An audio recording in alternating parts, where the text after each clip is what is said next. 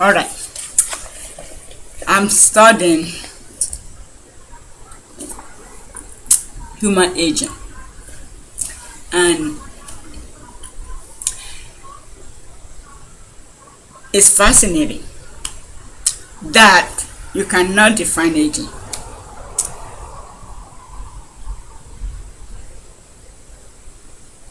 I'm thinking many people that were born in Africa,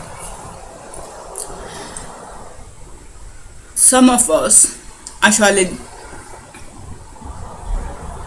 cannot define how old we are by number, because many women gave birth in the farm and they are now aware of the calendar. The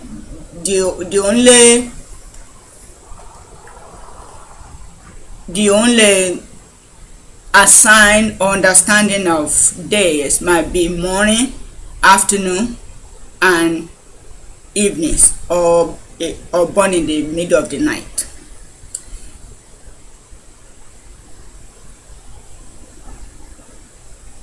And to me, because of that, many of us might really just assign a number to assume that, yeah, probably we are born around this particular time because of the biological process. So, at one point in your life, you have to reach the age of puberty, where you develop those things, and by that particular time, we know that period usually within when you are in your teens. So in that way, some people can say, okay, because now you are developing like a woman, then you are no longer a baby, so you are now in the range of those who have calendar like America, USA, and everything, because that's it. At this stage, or this year, or around these numbers, is when you develop those biological process. The reason why I'm taking this is I'm doing my assignment, and they asked me how old I am, and I'm thinking many people have so I look like 20, I look like something, and I know that I'm sure my mom is educated, so they know exactly when I was born. I don't have that problem, but I'm still saying that even in when you are thinking about aging, I think how old you are is in your mind. I think aging really is experience. So it's the experience that you have, I think, is what associated with old age. It's difficult to define, but I do appreciate my professor response when I try to explain what I'm trying to what I'm trying to say now. That yes, I think if you ask me how old I am in psychological wise, I think I'm as old as my mind. Okay, can we assign age to psychology or mental process?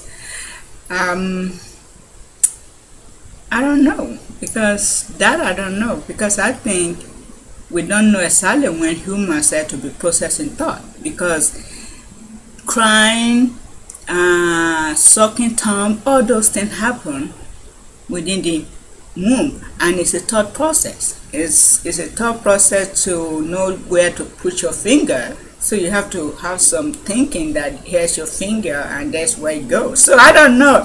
And I just want to say I find this topic fascinating, and I'm just thinking that it's psychology. I think mind and body, I really think they are different. I think they are different. I don't think you can assign it to psychology, to mental process. Some people are older and they cannot process information. It might be due to many things. It might be due to defective of genetic makeup or other thing. But some people also, it's due to experience.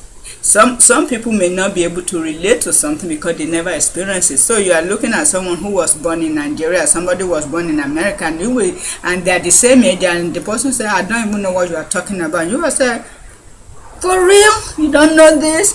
Because probably you never experienced it, so you never have the mental process or the psychology process of it.